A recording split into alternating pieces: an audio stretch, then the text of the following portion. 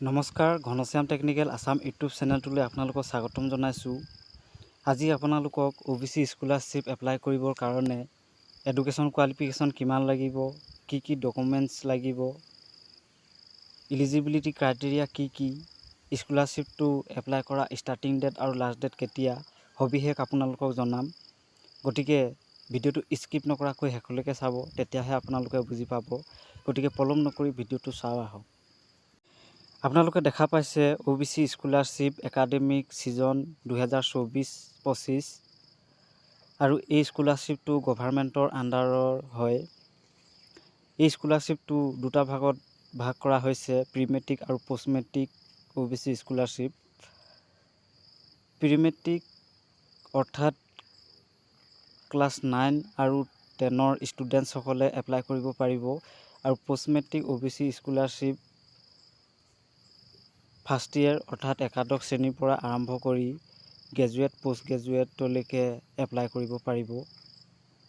আৰু এই স্কলাৰশ্বিপটো এপ্লাই কৰা ৱেবছাইট লিংক হ'ল scholarships.gov.in।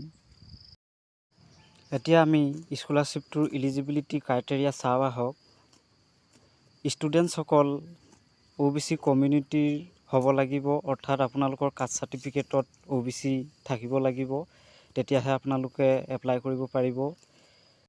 ষ্টুডেণ্টসকল ভাৰতীয় নাগৰিক হ'ব লাগিব, অৰ্থাৎ তেওঁলোকৰ পিতৃ মাতৃ ভাৰতীয় নাগৰিক হ'ব লাগিব, তেতিয়াহে তেওঁলোকে এপ্লাই কৰিব পাৰিব। এই স্কলাৰশ্বিপটো ছেম পেৰেণ্টছ নাইবা গাৰ্জেনৰ দুজন ষ্টুডেণ্টছেহে এপ্লাই কৰিব পাৰিব। ষ্টুডেণ্টসকলৰ পেৰেণ্টছ নাইবা গাৰ্জেনৰ এনুৱেল ইনকম 2.5 লাখ অৰ্থাৎ 2.5 লাখৰ তলত হ'লেহে এই স্কলাৰশ্বিপটো এপ্লাই কৰিব পাৰিব আৰু ইনকম চাৰ্টিফিকেটখন ৰেভিনিউ চাৰ্কুল অফিচৰ হ'ব লাগিব। মৌজাদাৰৰ ওচৰত যিখন ইনকম চাৰ্টিফিকেট পায় সেই চাৰ্টিফিকেটখন প্ৰযোজ্য নহয়।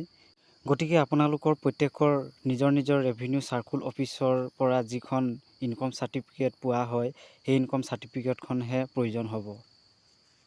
এই স্কলাৰশ্বিপটো এপ্লাই কৰিবৰ কাৰণে আপোনালোকৰ লাষ্ট ইয়েৰৰ এক্সামৰ মাৰ্কশ্বিট আৰু এডমিশ্যন ফিজ ৰিচিপ্ট প্ৰয়োজন হোৱাৰ উপৰিও ষ্টুডেণ্টসকলৰ নিজৰ বেংক পাছবুক লাগিব। ঘৰৰ যদি অন্য কাৰোবাৰ বেংক পাছবুক হয় তেতিয়াহ'লে সেইটো প্ৰযোজ্য নহ'ব। গতিকে আপোনালোকৰ নিজৰ বেংক পাছবুক থাকিব লাগিব। ষ্টুডেণ্টসকলৰ পেৰেণ্টছ নাইবা গাৰ্জেনৰ নামত এনুৱেল ইনকম চাৰ্টিফিকেট প্ৰয়োজন হ'ব আৰু সেই ইনকম চাৰ্টিফিকেটখন ৰেভিনিউ চাৰ্কুল অফিচৰ হ'ব লাগিব। মৌজাদাৰৰ ওচৰত যিখন চাৰ্টিফিকেট পায় সেইখন প্ৰযোজ্য নহয়। ষ্টুডেণ্টসকলৰ নিজৰ নামত OBC কাষ্ট চাৰ্টিফিকেট থাকিব লাগিব আৰু তেওঁলোকৰ নিজৰ নামত আধাৰ কাৰ্ড থাকিব লাগিব। ইয়াৰ উপৰিও ষ্টুডেণ্টসকলৰ বেংক একাউণ্টটো DBT মোড অৰ্থাৎ ডাইৰেক্ট বেনিফিট ট্ৰেন্সফাৰ থকা হ'ব লাগিব আৰু বেংক একাউণ্টটো এক্টিভ থকা হ'ব লাগিব। যদি কিবা KYC বা অন্য কিবা প্ৰব্লেম হৈ আছে তেতিয়াহ'লে নহ'ব। যদি আপোনালোকৰ বেংক একাউণ্টটো তেনেকুৱা কিবা যদি প্ৰব্লেম হৈ আছে আৰু DBT মোড যদি নাই তেতিয়াহ'লে আপোনালোকৰ নিজৰ ব্ৰাঞ্চত গৈ সোনকালে ঠিক কৰি ল'ব, তেতিয়াহে আপোনালোকৰ একো প্ৰব্লেম নহয়। ষ্টুডেণ্টসকলৰ বেংক একাউণ্টটো আধাৰ লিংক থকা হ'ব লাগিব। যদি বেংক একাউণ্টটো আধাৰ লিংক নাই তেতিয়াহ'লে আপোনালোকে ব্ৰাঞ্চত গৈ আধাৰ লিংকো কৰাই ল'ব। এই স্কলাৰশ্বিপটো এপ্লাই কৰা ষ্টাৰ্টিং ডেট হ'ল 25 জুলাই 2024 আৰু লাষ্ট ডেট হ'ল 30 ছেপ্টেম্বৰ 2024। ভেৰিফিকেশ্যন লাষ্ট ডেট হ'ল 15 অক্টোবৰ 2024 আৰু ইনষ্টিটিউট লেভেল ভেৰিফিকেশ্যন হ'ল 15 অক্টোবৰ 2024। গতিকে আপোনালোকে যিমান পাৰে সোনকালে এপ্লাই কৰিব, তেতিয়া আপোনালোকৰ একো প্ৰব্লেম নহয়।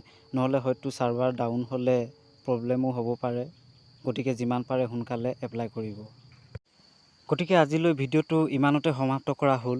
ভিডিঅ'টো ভাল লাগিলে যদি লাইক, কমেণ্ট আৰু ছাবস্ক্ৰাইব কৰিবলৈ একেবাৰে নাপাহৰিব আৰু আপোনালোকে চেনেলটো যদি ছাবস্ক্ৰাইব কৰি ৰাখে তেতিয়াহ'লে ন'টিফিকেশ্যনবিলাক সোনকালে পাব। গতিকে চেনেলটো প্লিজ ছাবস্ক্ৰাইব কৰিব আৰু আপোনালোকৰ বন্ধু বান্ধৱী যদি নাজানে বা গম নাপায় তেতিয়াহ'লে ভিডিঅ'টো সোনকালে শ্বেয়াৰ কৰি দিব, যাতে তেওঁলোকৰো লাভ হয়, সুবিধা হয়। গতিকে আজিলৈ ইমানেই, ধন্যবাদ।